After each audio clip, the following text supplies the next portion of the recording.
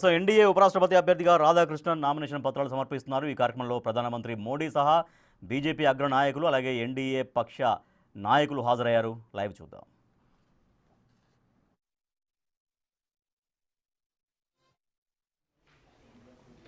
भारी है। 9 सितंबर को उपराष्ट्रपति पद के लिए चुनाव होना है।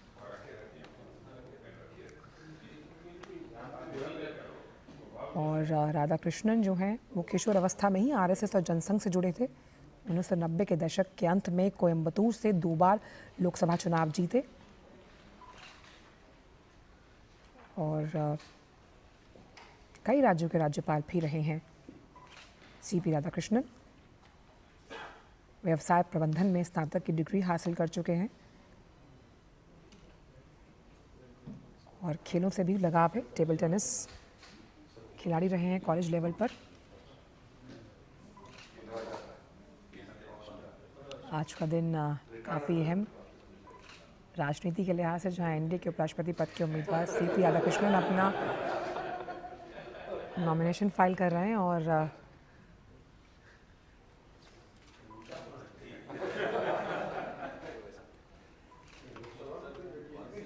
यहाँ पर तमाम जो वरिष्ठ नेता हैं एनडीए के, ये मुस्कुराहट बता रही है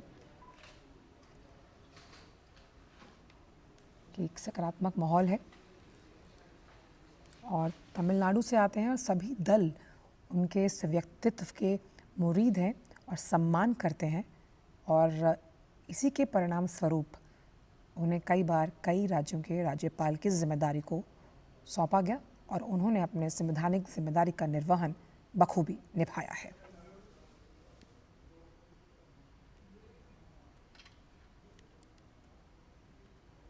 तो लोकतंत्र में जब हम बात करते हैं तो राष्ट्रपति चुनाव की अहम महत्वता होती है। इसका वोटिंग प्रोसेस बहुत इम्पॉर्टेंट होता है।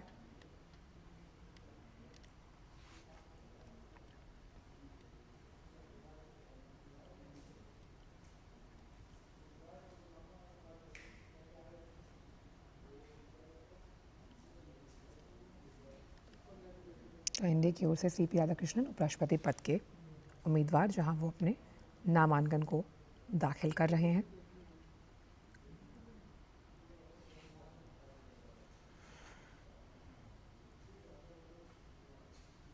तो भारत के उपराष्ट्रपति चुनाव की अगर बात की जाए तो संविधान के अनुच्छेद ఎన్డీఏ తరపున ఉపరాష్ట్రపతి అభ్యర్థిగా రాధాకృష్ణన్ నామినేషన్ పత్రాలు సమర్పిస్తున్నారు. మనం చూస్తున్నాం ప్రధానమంత్రి నరేంద్ర మోడీ, అమిత్ షా, రాజ్నాథ్ సింగ్, జేపీ నడ్డా సహా ఇంకా ఇతర ఎన్డీఏ పక్ష సభ్యులందరూ కూడా, ముఖ్య నాయకులందరూ కూడా హాజరయ్యారు. రైట్, రాధాకృష్ణన్ సో తమిళనాడులోని తిరుపూర్లో ఆయన జన్మించారు.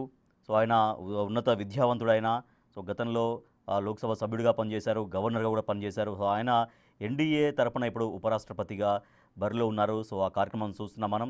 ఉపరాష్ట్రపతి అభ్యర్థిగా రాధాకృష్ణన్ నామినేషన్ పత్రాలు సమర్పిస్తున్నారు. ఈ కార్యక్రమంలో ప్రధానమంత్రి నరేంద్ర మోడీ సహా అమిత్ షా, రాజ్నాథ్ సింగ్, జేపీ నడ్డా సహా ఇంకా ఎన్డీఏ పక్ష నాయకులందరూ కూడా హాజరయ్యారు.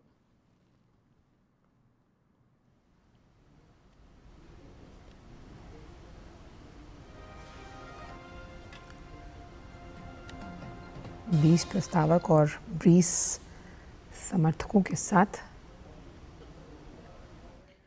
ఇక సౌత్ ఇండియాలో బీజేపీ స్టాండ్ కావడంలో, బీజేపీ ఎదగడంలో రాధాకృష్ణన్ కీలక పాత్ర పోషించారు. ఆయన తమిళనాడులోని కోయంబత్తూరు నుంచి 2 సార్లు లోక్సభకు ఎన్నికయ్యారు.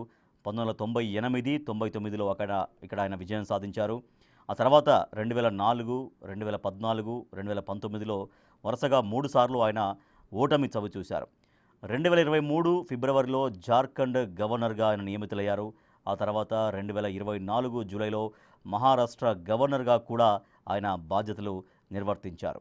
సో రాధాకృష్ణన్ తన రాజకీయ జీవితాన్ని విద్యార్థి ఉద్యమంతో ప్రారంభించారు. 2007లో తమిళనాడు అధ్యక్షుడిగా ఉన్నప్పుడు 93 రోజుల్లో 19,000 కిలోమీటర్లు రాష్ట్రంలో ఆయన పాదయాత్ర చేశారు. ఈ ప్రయాణంలో ప్రధానంగా నదుల అనుసంధానం, ఉగ్రవాదం, ఉమ్మడి పౌర స్మృతి, అంటరానితనం, మాదక ద్రవ్యాల దుష్ప్రభావాలు వంటి అంశాలపైన ఆయన దృష్టి సారించారు. ఆ తర్వాత కూడా ఆనకట్టల విషయంలో నదుల సమస్యపైన 280 కిలోమీటర్లు 230 కిలోమీటర్ల చొప్పున రెండుసార్లు ఆయన పాదయాత్రలు చేశారు. సో ఆయన్ని ఎన్డీఏ తరపున ఉపరాష్ట్రపతి అభ్యర్థిగా ప్రకటించారు. సో ఉపరాష్ట్రపతి అభ్యర్థిగా ఆయన నామినేషన్ పత్రాలపైన సంతకాలు చేస్తున్నారు. ఆ కార్యక్రమాన్ని మనం లైవ్ ద్వారా చూస్తున్నాం. సో సంతకం చేశారు, నామినేషన్ పత్రాలు సమర్పిస్తూ ఉన్నారు. ఈ కార్యక్రమంలో ప్రధానమంత్రి నరేంద్ర మోడీ అండ్ కేంద్ర మంత్రులు అమిత్ షా, రాజ్నాథ్ సింగ్, జేపీ నడ్డా, ఇంకా ఎన్డీఏ పక్ష ముఖ్య నాయకులందరూ కూడా పాల్గొన్నారు. सीपी राधाकृष्णन 1998 में कोयम्बटूर से सांसद बने हैं, 2004 अध्यक्ष तमिलनाडु बीजेपी, और ये जो नामांकन प्रक्रिया है वो लगभग संपन्न होती हुई 2020 केरल में बीजेपी के प्रभारी सीपी राधाकृष्णन, और आखिरकार ये ऐतिहासिक पल जहां नामांकन दाखिल कर दिया गया। पहले सेट के प्रस्तावक थे प्रधानमंत्री नरेंद्र मोदी और ये नामांकन की प्रक्रिया संपन्न हुई। एनडीए के उपराष्ट्रपति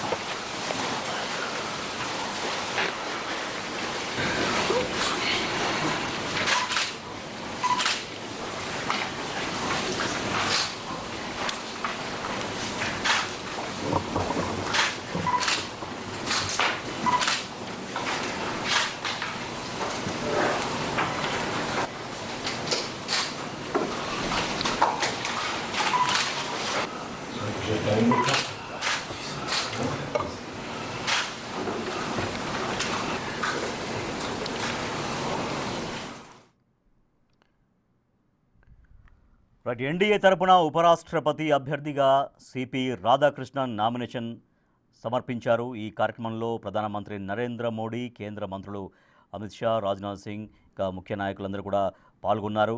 సో ఎన్డీఏ పక్ష నాయకులందరూ కూడా పాల్గొన్నారు.